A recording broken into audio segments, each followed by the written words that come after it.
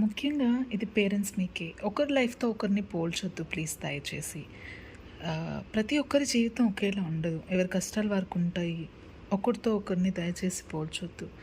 ఎందుకంటే మీ అబ్బాయి కంటే వేరే వాళ్ళ అబ్బాయి చదువులో ముందుండొచ్చు. మీ ఇద్దరు ఒకేలా తింటారు, ఒకేలా ఉంటారు కదా!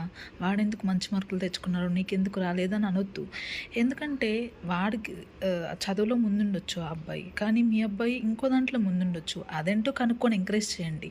ఇలా చేయడం వల్ల ఏమవుతుందంటే ఆ అబ్బాయి మీద ఈ అబ్బాయికి ద్వేషం కలిగే అవకాశం ఉంది. మీరే మీ పిల్లల్లో ఒక చెడు బుద్ధిని పెంచుతున్నారు తెలియకుండానే. అలాగే ఒక ఆడపిల్ల విషయంలో కూడా ఆ అమ్మాయి బాగా వంటలు చేస్తుంది, నీకెందుకు రాదు అంటే, ఆ అమ్మాయి పెరిగిన వాతావరణం అలా ఉండొచ్చు, ఇంట్లో పెరుగుండొచ్చు, అన్నీ నేర్చుకోవచ్చు. మీ అమ్మాయి హాస్టల్లో ఉండొచ్చు. సో ఆ అమ్మాయిలాగే ఈ అమ్మాయి ఉండాలని లేదు కదా! ఒకరు ఫాస్ట్‌గా అన్నీ చేసేయొచ్చు, ఒకరు స్లోగా ఉండొచ్చు. ఎవ్రీబడీ ఈజ్ యూనిక్ అండి. Everybody's life is not same. Please దయచేసి అర్థం చేసుకొని మీ పిల్లల్ని వేరే వాళ్ళతో పోల్చి వాళ్ళల్లో లేనిపోని ఆలోచనలు తీసుకురావద్దు. వాళ్ళు నాకేం రాదు అని బాధపడేలా చేయొద్దు. It's a sincere request.